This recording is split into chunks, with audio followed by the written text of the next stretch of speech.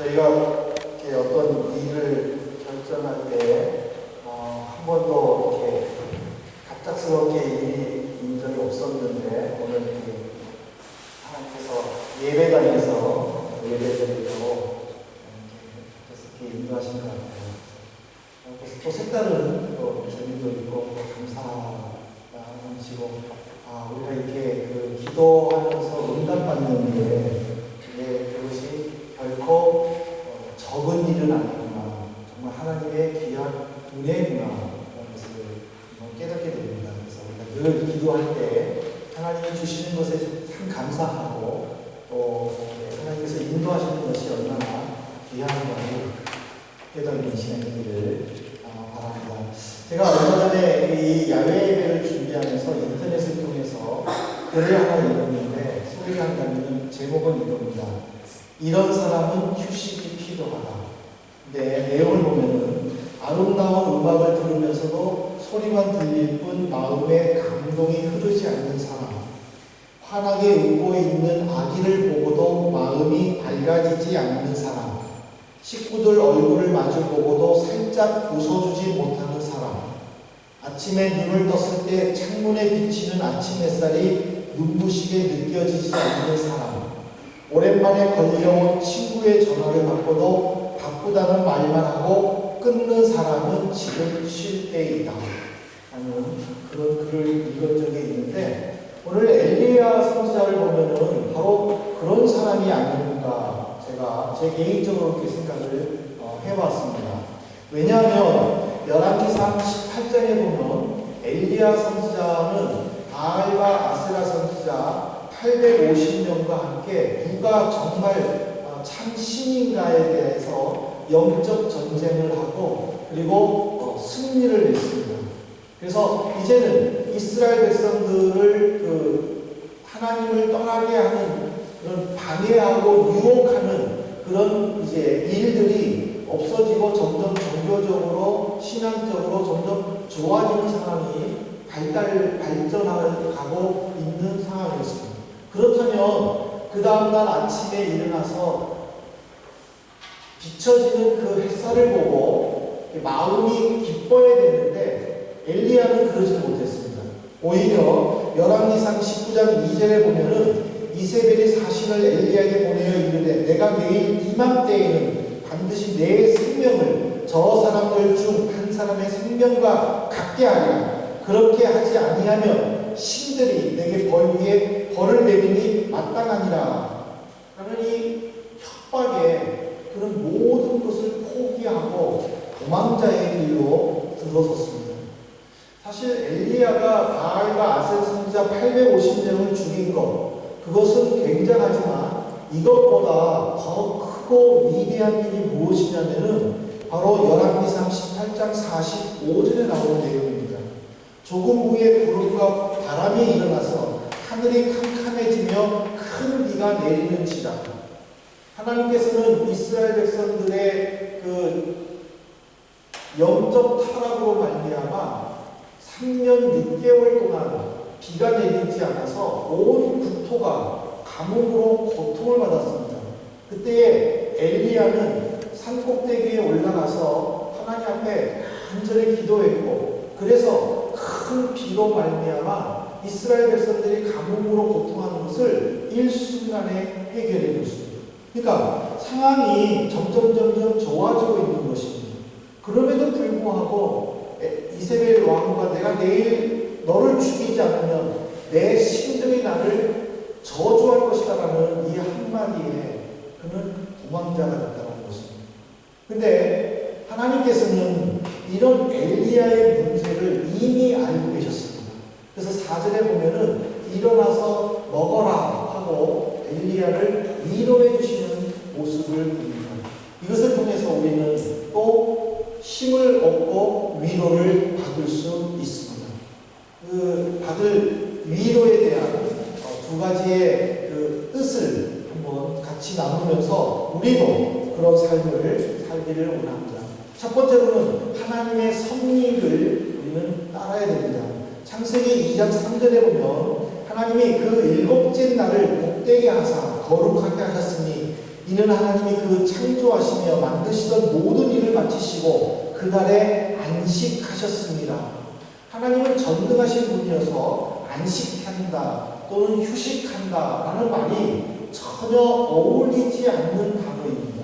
그런데도 불구하고 하나님은 마지막 부분에 보면 그날에 안식하셨다라고 말씀하셨습니다. 그뿐만 아니라 하나님은 당신만 안식한 것이 아니라 사람들에게도 안식하라고 명령하셨습니다. 여기에는 하나님의 섭리가 포함되어 있습니다. 한번 우리들의 삶을 한번 되돌아보십시오. 나는 오늘 충분히 쉬었다 하고 말하실 수 있는 분이 과연 몇 분이시겠습니까? 오히려 우리는 충분히 쉬었다라기보다는 아유 참 그런 사치스러운 단어를 내가 어떻게 씁니까? 내가 어떻게 그렇게 편히 쉴 수 있습니까? 하고 우리는 대부분 그런 말을 합니다.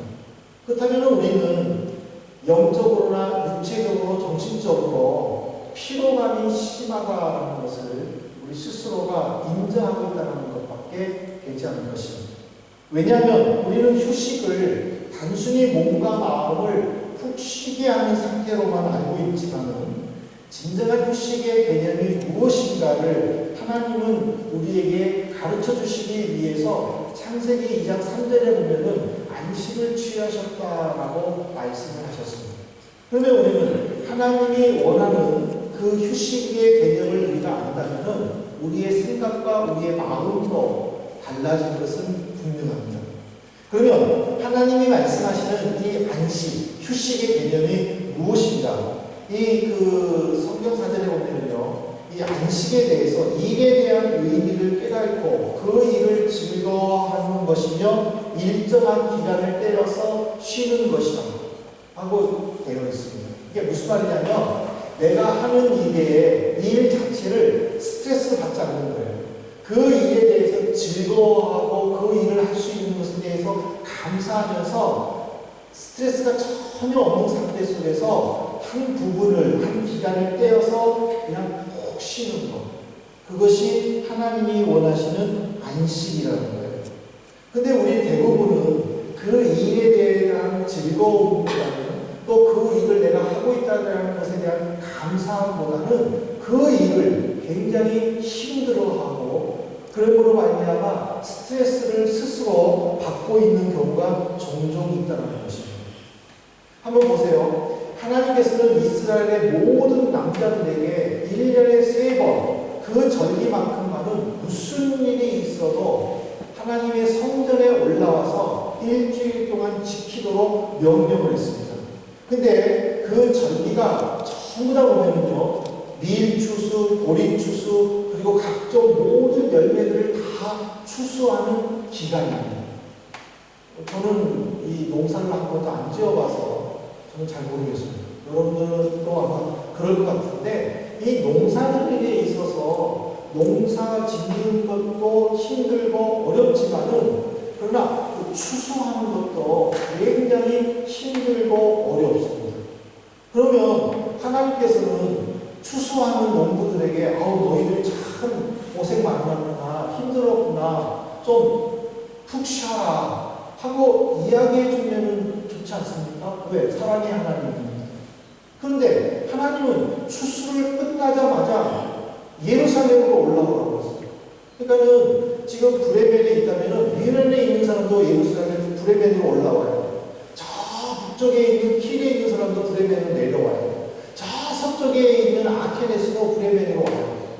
아니 추수해서 힘이 든데 교통도 발달되지 않는데 걸어서 오거나 마차 타거나 말 타고 와야 되는데 왜 일부러 하나님께서는 그들을 무교절과 장막절과 77절에 왜 하나님께서는 그들을 예루살렘으로 올라오도록 요구하셨느냐는 것입니다. 요구가 아니죠. 명령이잖아요. 1년에 3차 내게 반드시 보일지니라 명령이잖아요. 왜 명령하셨습니까? 하나님의 섭이라는 거예요. 하나님께서 원하시는 진정한 휴식은 단순히 아무 일도 하지 않거나 쉬거나 멀리 여행을 떠나거나 아니면 집에서 실컷 잠을 자면서 시간을 보내는 것이 아니라는 것입니다. 기쁨과 감사함을 가지며 즐거움을 가지고 그리고 하나님 앞에서 그 일을 되돌아보면서 재충전하는 것이 진정한 휴식이라는 것입니다. 그렇다면 오늘 우리는 이 자리에 모여서 우리가 정말 하나님 앞에 내가 어떤 마음의 상태로 지금 휴식을 하고 있는가를 한번 되돌아보는 것이 좋을 것 같다고 저는 생각을 합니다. 예배를 드리러 왔는데 내일 있을 일이라든지 이번 한 주간에 있을 일에 대해서 걱정하면서 예배를 드린다면 진정한 휴식과 안식은 없을 것입니다.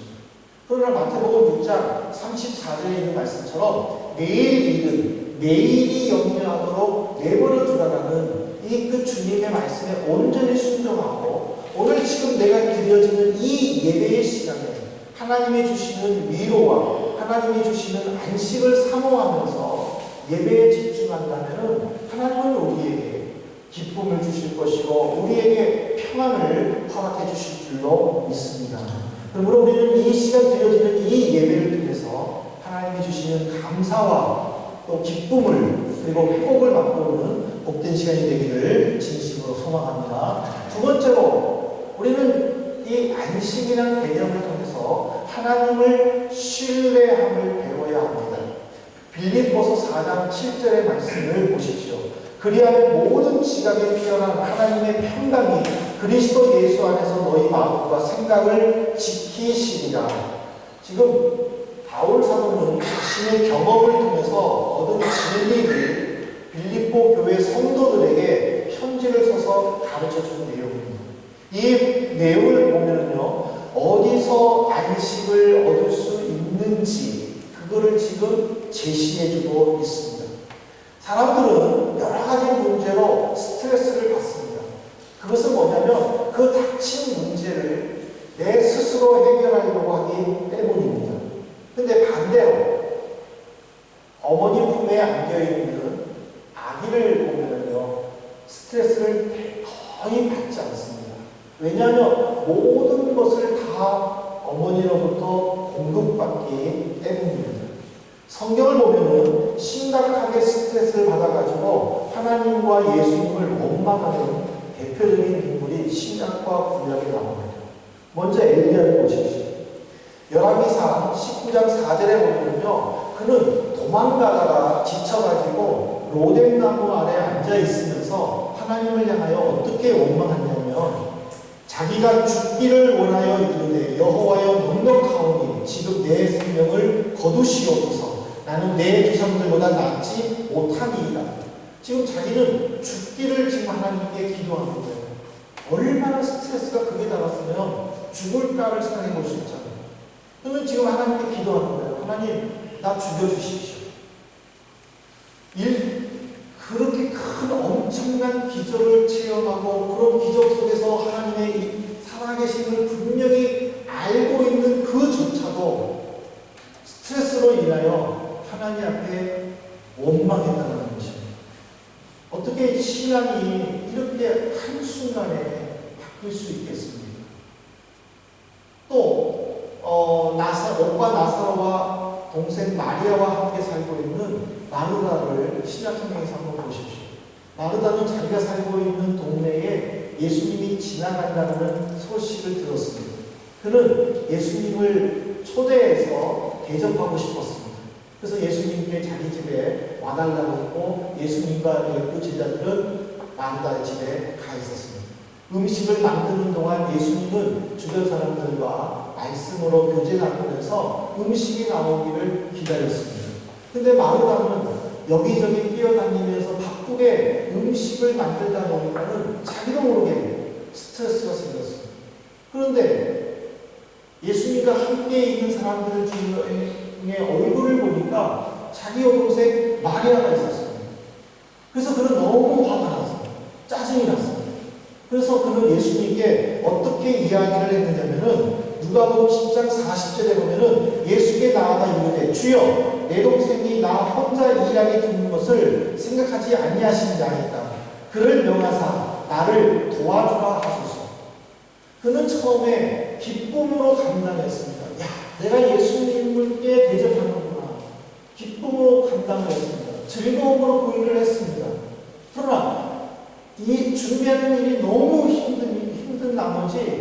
자기가 혼자 일하고 마리아는 일하지 않는 것에 화가 나는 것이죠. 그래서 그 짜증을 예수님께 드립니다. 그냥 조용히 마리아에게 마리아야 나 좀 도와줄래 말 한마디 하면 되지 않겠습니까? 근데 왜 그 말을 아무 죄 없는 예수님에게 했습니까? 내가 화가 났다는 거예요.